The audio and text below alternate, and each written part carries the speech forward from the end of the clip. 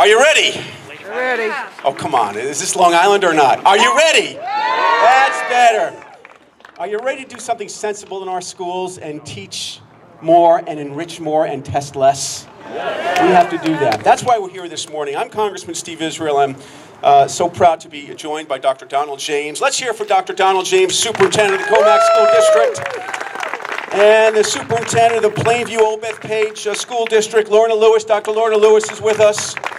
And we're also joined by Lauren Sackstein, the Plainview Old Bethpage PTA Council. Lauren, thank you for being here. You know, I'm going to be very brief, and then I'm going to turn it over to my colleagues. This is a very big congressional district. It's immense. It goes from Whitestone all the way out to Smithtown. It has two cities, the city of New York and the city of Glen Cove. It has three counties, Queens County, Nassau County, Suffolk County. It's got four towns. It's got North Hempstead, Oyster Bay, Huntington, and Smithtown.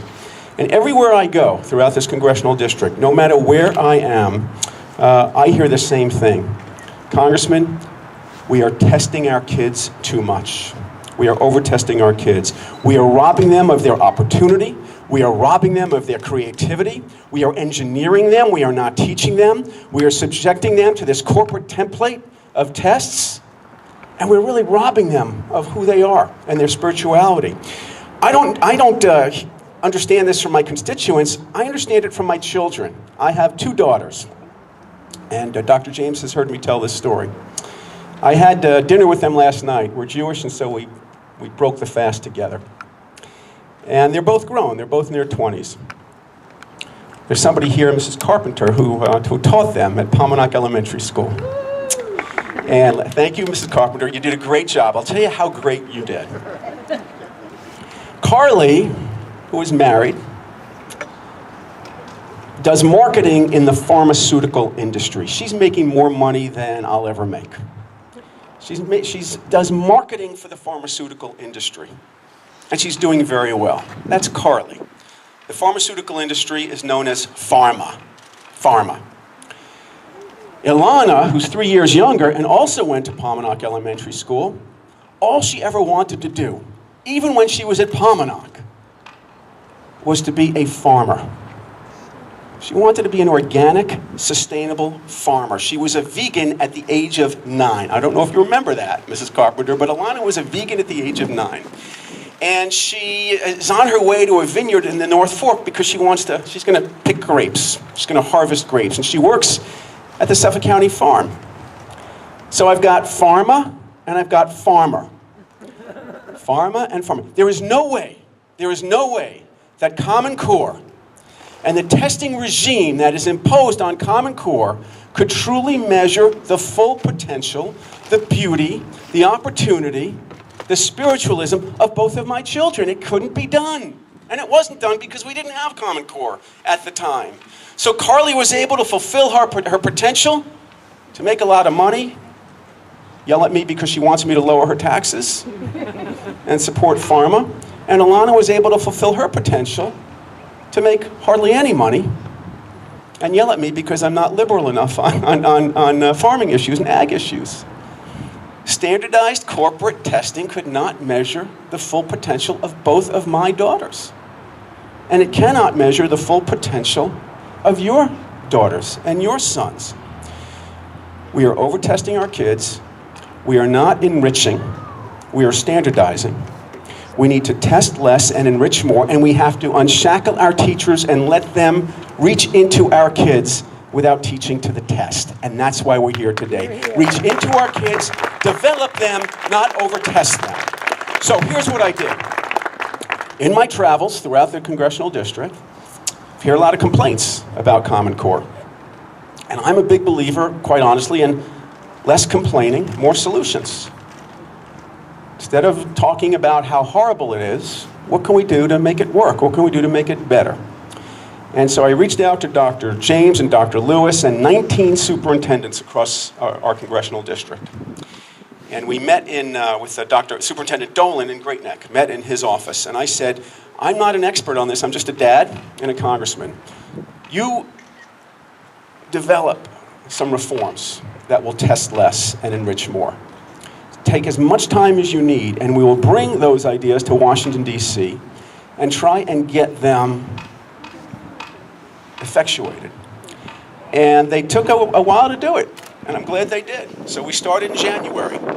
And in September, they proposed to me something called the TEST Act, Tackle Excessive Standardized Testing. And this is what it does, very briefly. Number one, it enables states to choose an alternative to the current testing regime. So right now, as you all know, under Common Core, you get tested in English, you get tested in math, you get tested in 3rd grade, 4th grade, 5th grade, 6th grade, 7th grade, 8th grade, in both of those subjects. It's over-testing. Under my bill, we cut the number of tests in half. So you get tested in English in 3rd grade, you get tested in math in 4th grade, English in 5th grade, 1 test a year, not 2 tests a year. That's the first thing we do.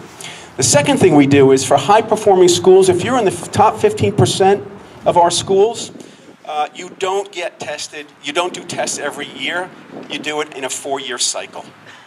And if you're not in the top 15%, the Department of Education in Washington, D.C. Has to work with you to develop an alternative process to test less and teach more effectively. And we do some things with English proficiency, limited English proficiency. We give a reprieve to schools on that. Here's my final point. I'm going to turn it over to Dr. James. The thing that I love most about our community is its diversity.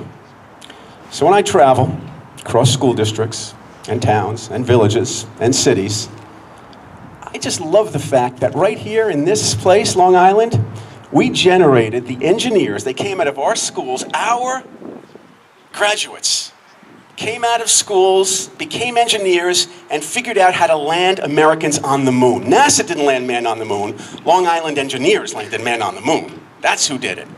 But we also, from our schools, generated Walt Whitman, the greatest poet ever, and Jack Kerouac, one of the greatest authors ever, and Nelson DeMille. You can't go to an airport without finding a Nelson DeMille book. And F. Scott Fitzgerald, The Great Gatsby. The only way we could do that, generate engineers and creative people, was not by imposing these corporate, standardized, engineered tests, but by letting teachers teach, by letting teachers enrich, by letting teachers, as Mrs. Carpenter said when they came in here, embrace and understand everything there is to a child. Everything there is to a child.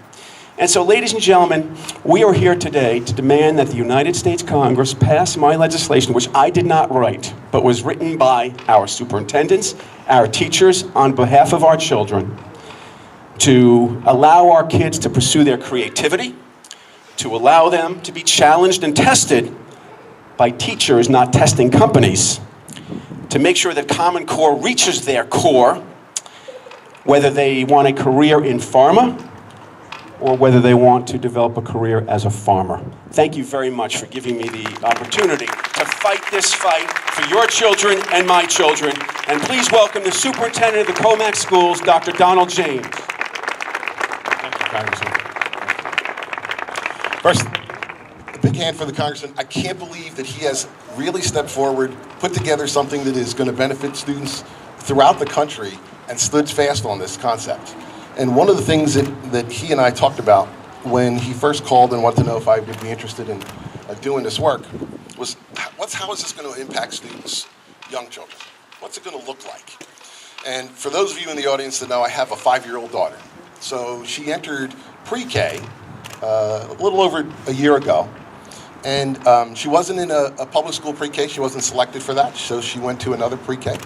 And she started coming home, and this is a kid who loved learning, loved life, was excited about going to school, and started coming home within the first week and saying, I don't want to go back. I said, how can that be? She doesn't want to go back. My other children, I have 3 other children, older, went through the system, went through Commack schools, loved going to school. Loved it. This little one comes home. I said, what every good father says, I said to my wife, please go talk to the teacher and find out, what's going on. So my wife makes a trip to the school, starts talking to the teacher. Lovely woman, engaged, caring, wanting to do everything right for kids. And she says, we have to start getting the kids ready for the Common Core tests. This is pre-K. And that's really, really something that struck a nerve with me as we're thinking about our children and how we're going to move them through our systems so that they come out loving learning with stories like the Congressman told. And we could go on and on with those stories around children and students that made their way through our system and what that looks like. And we shared those concerns. Now, we've been sharing those concerns for years. For years, we have been concerned with the amount and the proliferation of standardized tests. We have met with people from the governor's office. We've met with Board of Regents, the New York State Commissioner of Education. And what would happen is some were actually supportive. Senator Flanagan, as you know, has been supportive of our plight to reduce some of this testing. But we couldn't move. We couldn't get things moving because it came down to federal mandates. So that's when we started sitting with the Congress. He reached out to us. He said, let's see if we can get something going here. And he has stepped forward and said, let's put together a bill that makes sense for our kids. So as we think about the testing that's been put in place and how that works, we know it doesn't work. We know we lose valuable instructional time. We know we've lost local control. We know there's an overemphasis on standardized tests. We also know that there's no evidence that testing kids year in and year out actually prepares them better. In fact, there's evidence that it doesn't, because it removes valuable instructional time. It removes the opportunity to provide instruction in other areas that are critical to student development, social emotional components, physical education, history, some of the sciences, things that we absolutely need to begin preparing our students for success once they leave our system. So managing this moving forward really became a significant problem for us because schools are feeling this pinch. They have to test every year, and if you don't teach what they say, then your students don't do well on the tests, and then you have issues with regard to how many students you're going to put into academic intervention services, whether they need it or not. And they don't often need those services. What they need is to be in the classroom with their classroom teacher, who understands their level of development, who understands where they are with regard to their knowledge and abilities, and can help move them forward. So the Congressman sat down with us and said exactly what he talked about up here. What should we do? The first thing we said is get rid of the tests. Get rid of the tests. That's what's hindering us.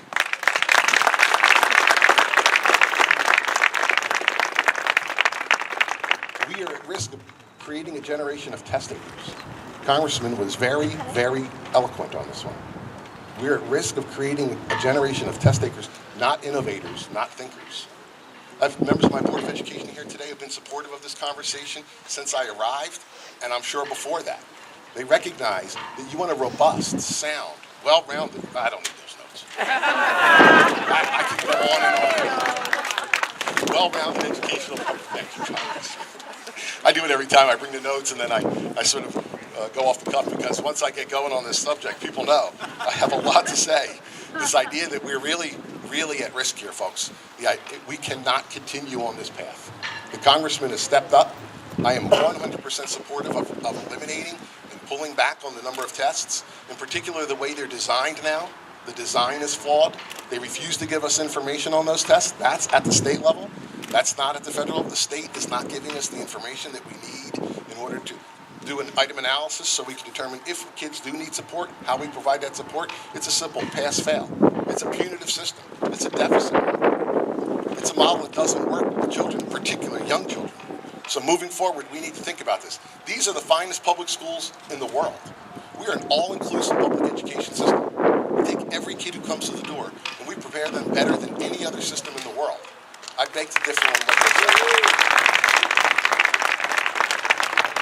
So we're going to continue this work. We're going to continue to push forward.